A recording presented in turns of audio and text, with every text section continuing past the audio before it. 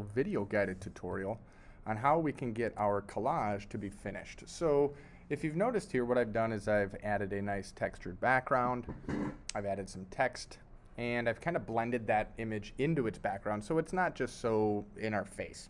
So the first thing that we're going to do is just open up our Collage PSD here in Photoshop.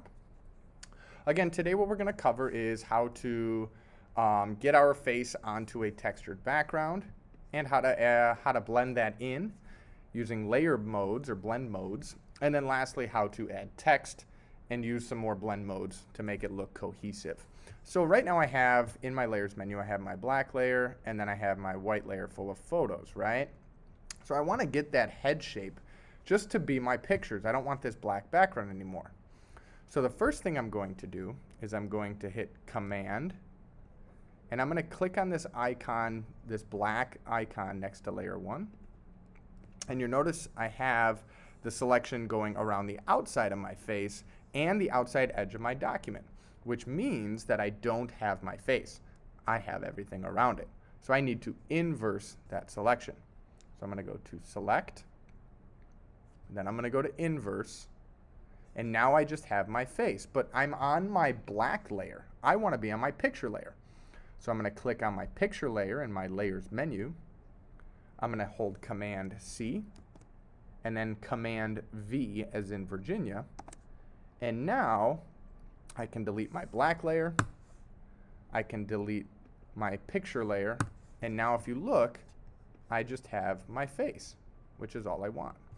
Now what I'm going to do is I'm going to resize this so my face takes up a good majority of this photo and there's actually nothing blocking or no empty space, right? Like I don't have a gap between the bottom of my photo and my shoulders. I have a nice even picture and my face takes up about 75%. That's what we want. So I'm going to click OK or hit Return. Now we're going to get a background in here. So what I'm going to do is on our Canvas page, if you go to Google Chrome and you go to our Silhouette Collage assignment, you can actually find this right from our home page. So if you click Silhouette Collage and you go to Silhouette Collage assignment and you scroll down, you're going to see some examples, the one that I posted, and some backgrounds that you can use. So what I'm going to do is I did the paper one for my example, I'll do the brick one. So I'm just going to click, hold, and drag this right to my Photoshop document. I'll do that again for you. So if I'm in the assignment, I click and hold on the photo, and I drag it right to my document. Now I'm going to resize this so I get a good majority of the brick. And now I'm going to put that behind my photo. So there we go. So I have my photo right on the brick. But if you look, it just looks like two completely separate images. So we want to blend these. Now I also want to darken the brick. So I'm going to go to Image, Adjustments, Brightness, Contrast. And I'm going to actually reduce the brightness a little bit. Maybe enhance the contrast a little bit. And then I'm going to add a vignette. And a vignette is like dark shadows around the corners. So I'm going to actually grab a paintbrush. I'm going to grab and make sure that it is totally soft. The hardness is 0. And I'm going to make sure my opacity, which is how thick that paint is, I'm going to make that about 20. Now, I'm going to make this circle nice and big, about the size of a quarter or $50. I'm going to make sure that I have black paint, so I'm going to go down here to my swatch, and make sure I have black paint, click OK, and now I'm just going to kind of darken the corners. I'm going to try to leave it bright behind my face. If there's a spot where you lose some contrast, you can kind of darken that, and just like so. Nice and even. Nice vignette. Perfect. So now I have my background done. Now I'm going to actually blend my face layer into my brick layer. So if I click on my face layer and I go to this word called normal, this actually has different blend modes. So you'll see as you go down, it blends it into the bricks in kind of cool ways. Now obviously some are better than others, like that's not visible. right? I still want to be able to see the definition of my face. That's too dark. That's too light. Way too light. That looks pretty cool, but I can't really see my face too much.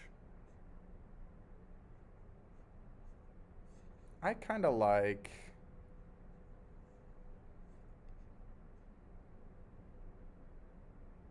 I'm going to go with linear light. It's a little dark. Maybe I'll go with this one. I'll go with screen. Okay. And now I can actually pull some of that brick through my face. So if I double click on layer 14, and you see here it says blend. If I pull the underlying layer through, you can see that I can pull some of that brick through. And I'm moving this white and black. So that kind of pulls some of those layers through the brick, which looks kind of cool. Not too much to where it gets distorted. But just like that. And now I'm good. So I've covered some blend modes. I can even go back and change the blend mode if I don't like it. I'm going to actually go with lighter color. That looks pretty cool. I like that I've pulled some of the brick through down here by Salvador Dali. Make this actually a little bit bigger. Perfect. Right there. Awesome. So now what I'm going to do, shrink it just a little bit. I'm going to actually go ahead and now add text. So I'm going to go to Google, and I'm going to find a quote. So I'm going to go to Google. Google.com. And I'm going to type in personal quotes. Right? You can find quotes. What are some good personal quotes? 125 inspirational quotes. Perfect. So I'm going to scroll down and I'll see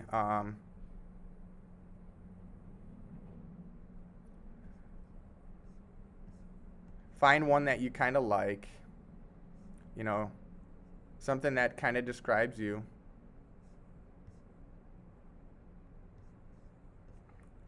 So I'm going to find, how about this? Love yourself first and everything falls into place. I'm just going to hit Command C.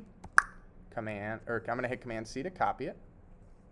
Now I'm going to go back to my photo here, and I'm going to grab my text tool. And I'm going to draw a big text box that takes up the entire image. And I'm going to hit Command V to paste my quote. Now it's really big. So up at the top here, my text box. Okay, if I highlight this, up at the top here, I can change this. It says 200. I'm going to make that 100. And some of this gets still big, so I'll make this all 100. I'm going to change the quote color. There we go. Good. And I'm going to make this quote color, I'm going to make it white for now. Perfect. All right. And now what I can do is I can actually make this bigger or wider. You can go like, I'm going to go actually left orientation, kind of like that. So if you look, kind of like Microsoft Word or a Word doc, you can change the paragraph, you can change the font size, you could even change the font if you want. Maybe I want something a little bit bigger or something more fun. Some graffiti font, that's kind of cool. I might do the graffiti font. Then I'm going to actually lower this a little bit, maybe go 80. And you can just kind of copy and paste and repeat this so that it takes up the whole image. So I'm going to Command C.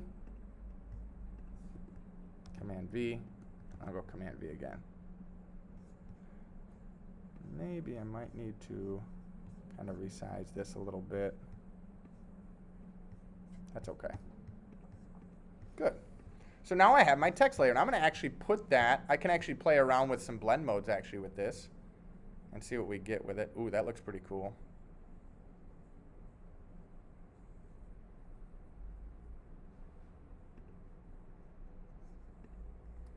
That's a little aggressive. I can't really see anything there.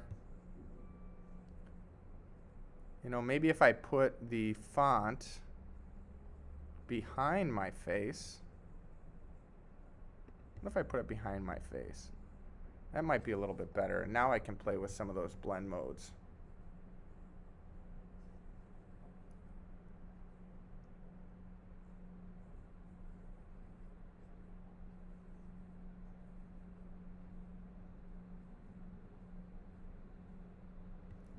So I'm going to go with, we'll go with that one. And then I'm going to actually take the opacity of this, where it says opacity, and I'm going to drop that way down.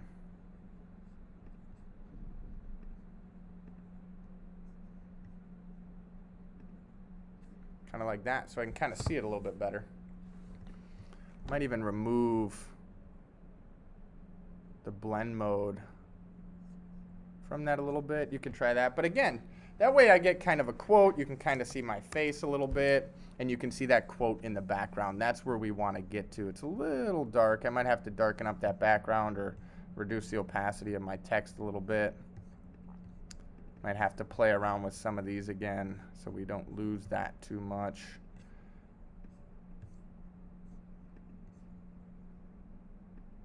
That looks pretty good. Again, just kind of a dance between images so you don't lose the shape of your face. You can also see your quote. I kind of like that some of my quotes coming through down here. I can even come back to my background layer and grab that black brush again and kind of brush around my face if I need to. Kind of darken that up. But the texture just kind of helps us separate the image from the background, which is what we want. So just kind of like that, and then I'll click File, Save, and then I'm going to export, File, Export, Export As. I'll make sure this says JPEG. I'll click Export. And then we'll want to make sure that we export it to our desktop so that we can easily find that once mine loads. So again, today, just for a quick review, we covered how to add a texture, how to actually remove our face from the background, how to add a textured background, how to adjust that textured background, and then lastly, how to add some text and use some blend modes. All right? So the time is yours to go ahead and get cranking, and we'll see you soon.